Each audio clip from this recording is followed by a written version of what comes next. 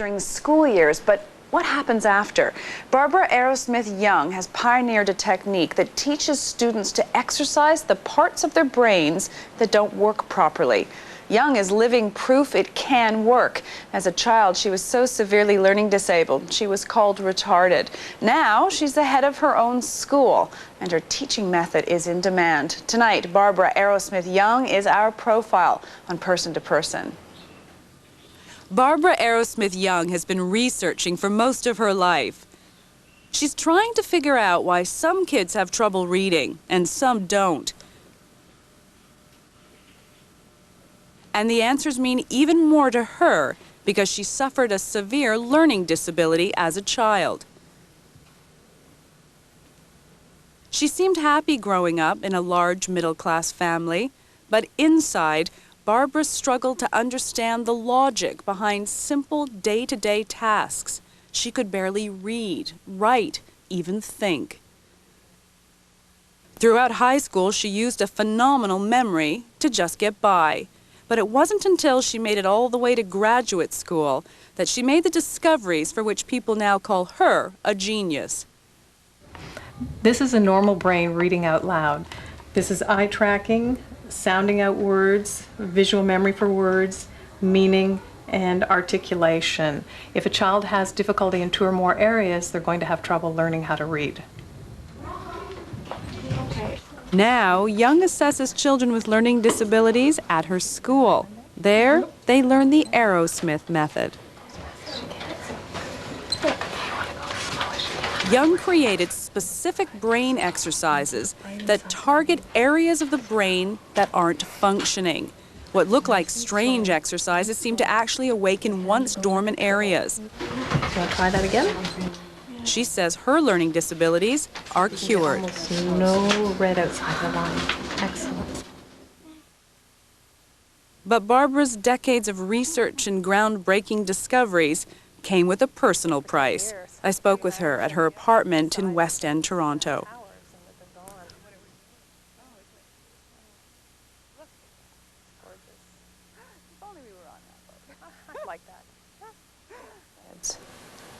I think probably when I started kindergarten, even at that early age, I just really didn't like school. And certainly when I got into grade 1 and had difficulty reading, that's when it really hit home. And also learning to write, writing everything backwards.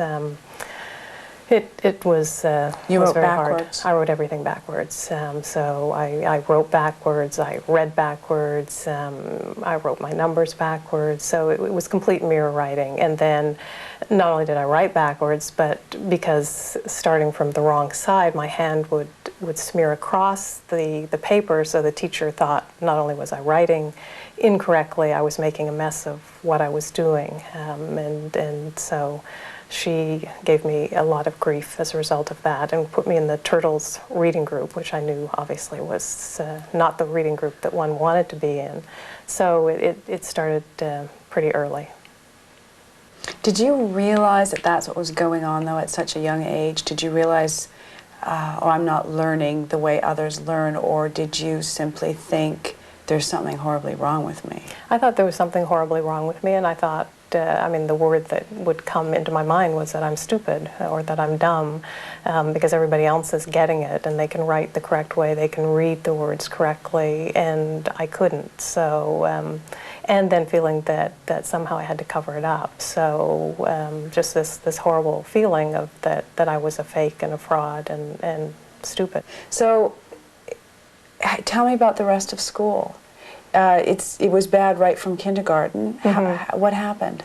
Well, eventually I did learn how to read and write in the correct order. The grade 1 teacher spoke to my parents and said that how she described it was a mental block because they didn't have at that time the concept of learning disabilities.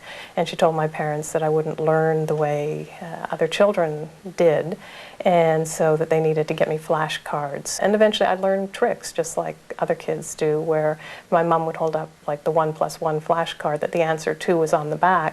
And so she held it up by the window. I could see the 2 on the back until eventually she caught on that I wasn't figuring it out. I was just reading the number on the back. So then she put her thumb over that. And so eventually I did have to learn them. But even when I did learn it, it didn't stick. So it just took tremendous effort. Must have been a huge secret to carry around, especially for such a young person. It was, and like I just had to work so hard to not even, like, just to barely keep up. Like, it used to feel almost like I was holding on with the ends of my fingernails on a cliff and never being certain whether I had enough energy to keep holding on or whether I was going to fall, and feeling like there was nobody there if I did fall to catch me. So I think if a person was in that position, you would begin to question what the point of it all was. Did you? I did. There were a couple of different points where I felt like it was just too much of a burden to go on, and did seriously think about ending my life. One, I think when I was about 13, and school was just, I mean, going into high school, more subjects that expected understanding. I mean, mathematics getting more complicated, getting into the sciences, just feeling like I couldn't hold it all together, and made an attempt at that point. It was rather pathetic, but I didn't know it. I took a razor blade and just made 2 little nicks in my wrists, and in my limited understanding, I thought, well, you just go to bed and you don't wake up in the morning. And obviously I did wake up in the morning. I mean, when I woke up the next morning, I thought, well, I can't even do this right. And at times I thought maybe I was crazy, because I could see that other people could do things seemingly with very little effort that no matter how hard I tried, I couldn't do it the way they could do it. So it was kind of like a life of, I guess, quiet desperation. What are the saddest moments for you when you think about them? I think the saddest moments would be when I was getting ready to study for exams. And my routine was I would go, as I said, either down to the laundry room and cry and pull out my hair, or go up to my bedroom. I'd put all my books out on my bed, and I'd cry my heart out. And I think, if I think about it now, it's like I drained myself of all emotion.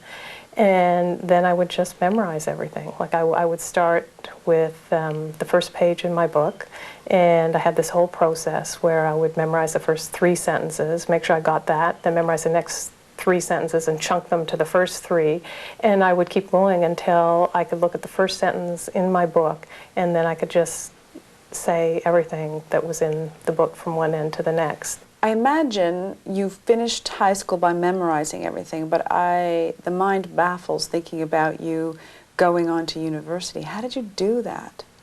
Well, I did have a phenomenal both visual and auditory memory. In fact, to the point that if there was a newscast at 6 o'clock, the same newscast was repeated at 11, I could say it verbatim. So that's phenomenal. Yes. So again, whether I'd always had it or whether I developed it to compensate, I'm not exactly sure. But so I could sit in a lecture and I could memorize what was being said, and close to photographic memory. So I could memorize the textbook. So in a lot of classes in university, you can get by memorizing the text. So because there's a lot of multiple choice. So that's how I got through. So you did your first degree in? It was a Bachelor of Applied Science in Child Studies. Why do you think you decided to study that? Were you looking for answers? Oh, I think definitely that I was looking for answers. I was, in my own way, trying to understand what wasn't working with me. And so as a result of that, ended up doing my master's degree in school psychology, which is the assessment of people that are having difficulties. So again, it was specifically my search for a solution to my difficulty. But the traditional explanations weren't very helpful. When did you start to just sort of pull up the edge of the page to get to what was really happening with you? Well, it was in graduate school, after I'd gone to my professors and described the kind of difficulties I was having and told that I couldn't really be having those difficulties, because if I was, I couldn't be passing. And the fact that I was managing to get A's, they dismissed it. They said, well, you can't be learning disabled. And so I felt like, so this is the first time that I'm going out and publicly admitting it and not getting a response, that was a time when I really thought about jumping in front of a subway train. And I had it all planned as to, where, I would need to stand for the most impact. And I'm not sure, why I didn't do it, but I didn't.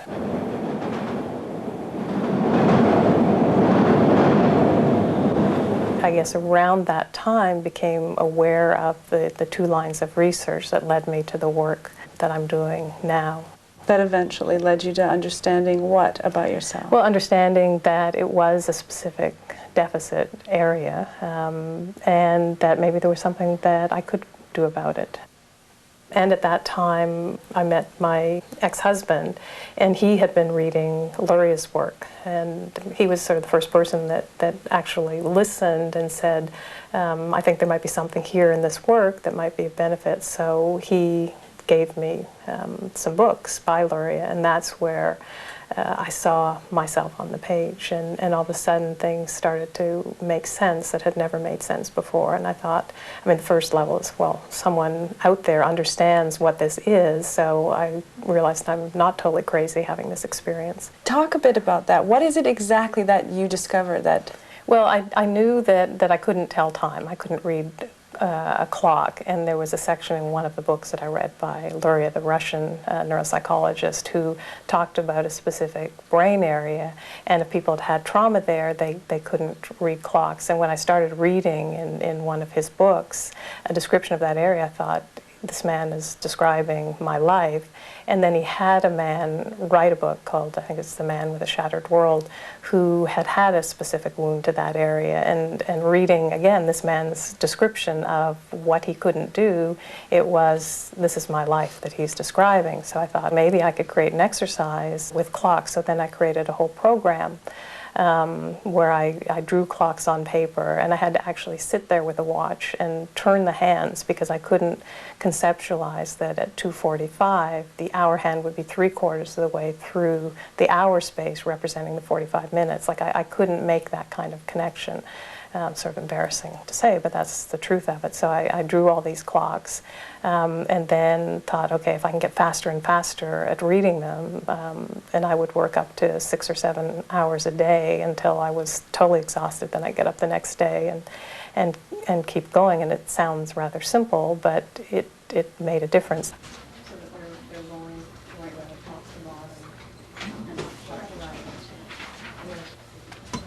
right. In the past, if someone came with a learning disability, you'd try to teach them to work around the weak area. So the weak area never got strengthened. Adjacent areas might get possibly strengthened. She isolates the weak area, strengthens it, so that what happens is people start to spontaneously be able to do the activities they couldn't before. You finally opened your school in 1980? Mm-hmm. It was a controversial idea, though. I mean, you ran into some people who, when you first realized maybe this is a way to awaken parts of the brain, it's worked for me, were you excited? You said you were never able to sort of scream eureka as a young person. Were you able to do it then? I was very excited. The first time after doing the exercise that I could watch 60 Minutes, I'm kind of embarrassed to say this now, and actually at the end of it understand what they were saying while they were saying it. That was my eureka moment. What did you do? I just kind of jumped up and down and shouted. Yeah. And then the fact that I could start reading books and understanding. I remember there were nights where I was up at, I'd wake up at 2 o'clock in the morning and I'd just start pulling books off shelves.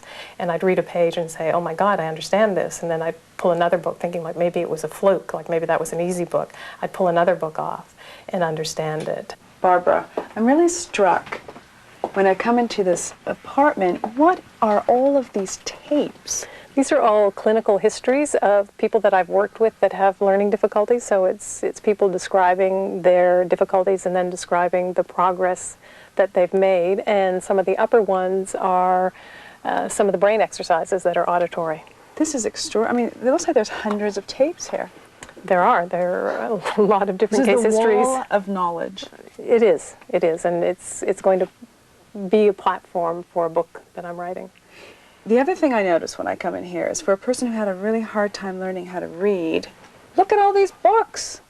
Well, once I started to be able to understand, I became very passionate about reading, and I absolutely love reading. When I visualize your life as this young, fragile, sad and lonely person with a lot of challenges, sandwiched between two big brothers on one side, two brothers on the other side, and then at either end, a brilliant father and a brilliant mother. Like your father has patented his... I think he has 37 or 40 patents for...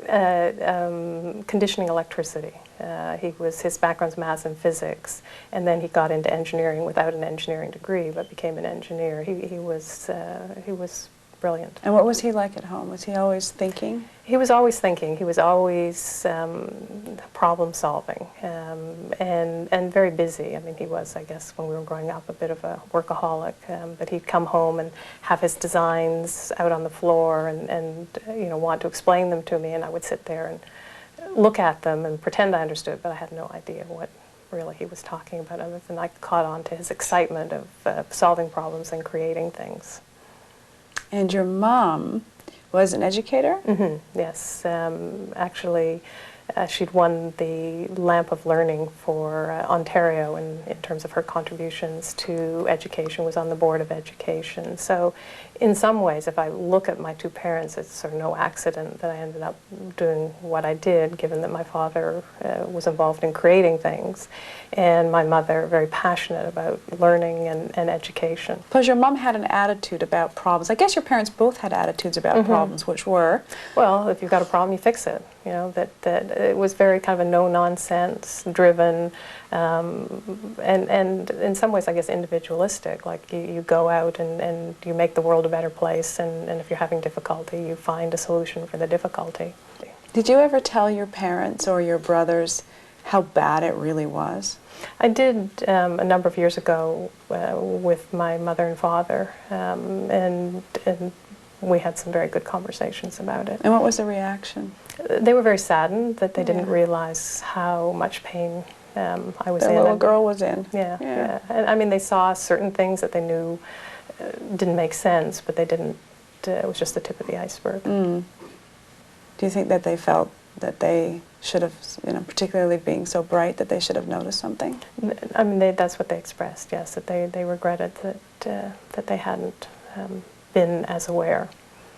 And I mean, part of it was the time too. I mean, that there weren't really solutions at that time, and there wasn't a real understanding of learning disabilities. I know that you spent time with your father before he passed away. Did you make it right during that time, do you think, for you? Did you feel that you were more real, that you were more who you really are with your dad? Absolutely. I mean, it was just very special. I loved him with my whole heart, and very wonderful, wonderful man. So yes, I mean, there was nothing that we couldn't talk about, and we talked a lot about the struggles and the difficulties, and he talked about how sad he was that he didn't recognize that and couldn't have been there for me in a different way, but he certainly was there for me in the last years of his life, yes. Here's another difficult thing to talk about. You got married to someone who'd been really instrumental in your work. Talk a little bit about him. Brilliant individual. He was the person that did introduce me to Luria's work, and his background was special education. And he was the first person that acknowledged that there was a reality base to my having learning difficulties. So that was a bond, and we were both interested in the work, and I think that's really what brought us together. And he was learning disabled as well, so we started the first school together. Then went to New York in I think '85, and were there for a number of years doing this work in New York. And then at a certain point, for a number of reasons, decided to go our own separate ways. One of them is I wanted to take this work more out into the world and try to get it into other schools and other programs, and that wasn't his vision. What did Joshua want to do with the work? He sort of wanted to keep it more just within one center and reaching fewer people with it, and wasn't interested in getting into, say, the publicly funded school system. And I just felt that that's really, if it was possible, where it needed to go. It's funny, that's the way friends and family describe how Joshua treated you, that he didn't want you. He wanted to keep you very close, and he wanted to keep your world quite small. Did you find that? That's correct. That's correct, yes. And possibly initially because of, when I got together with him, I did have the learning disability, so I didn't realize that didn't make sense at the time, and as I did the work that I needed to do and could start to see things differently, I realized that there were some significant problems in terms of the relationship. Oh, I see. So your perception, in fact, when you met Joshua, you were a different person. Yes. Than when you and Joshua went your separate ways. That's correct. So everybody has a sort of awakening, but you had a completely different awakening. That's correct. Now, when you hear people talk about him, they're not very flattering. I got to tell you that, and it's not just privately, even publicly. People are on the record as saying he was eccentric, and that he was enraged, and that he was a very difficult person to deal with. Do you think you, in some ways, didn't realize that the full extent of that initially, because parts of your brain were asleep? I think so. I mean, given the nature of the learning disability I had, and also I think probably the self-esteem issues that I had that went along with that, I didn't realize that things that I guess I thought were normal weren't normal.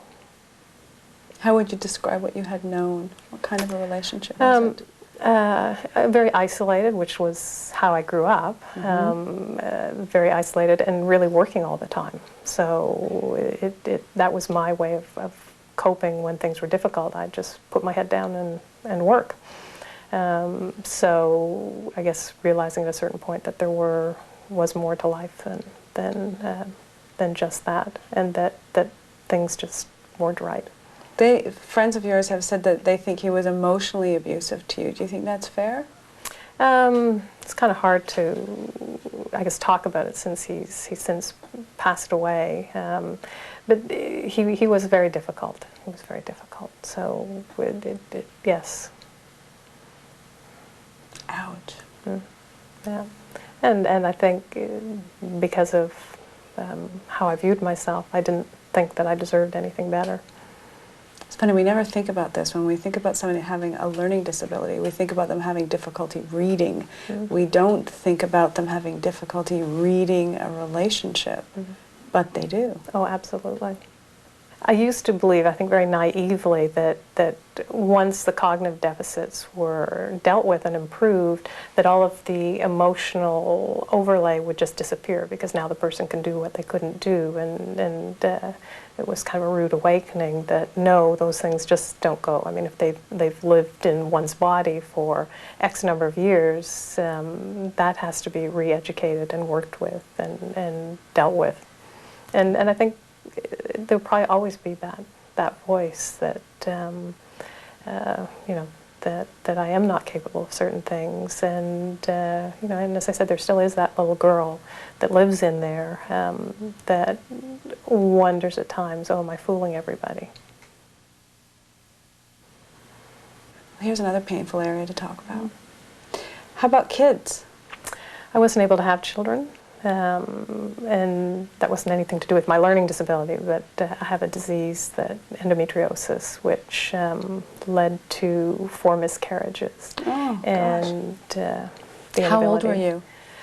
I was, I guess, I think it was about 31 or 32 when it was diagnosed and I had my first surgery. And then I got pregnant 4 times after that, but as a result of the disease, they all ended in miscarriage.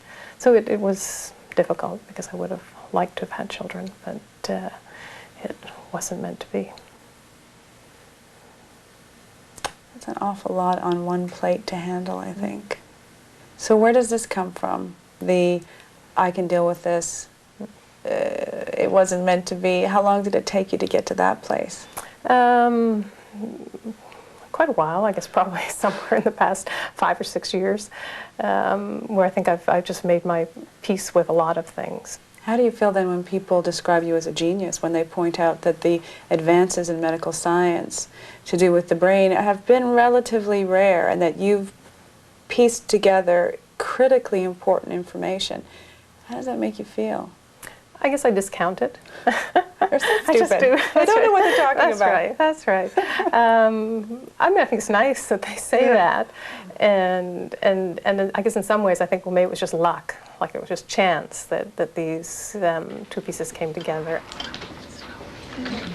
A lot of your friends say if they could wish anything for you, because you've just given so much from what they can see to them and to the kids you're working with, but if they could give you something, they would like you to have some time off. They think you work too hard. There's still truth to that, and that's a very ingrained pattern, and I think that's the last thing that I'm going to say work on, I need to work on, but it is creating balance in my life so that there is more than just this work. And though I am very committed to this work, I say a prayer every day about putting this work out into the world with ease and grace and heart integrity, so that it can reach the children that it needs to reach.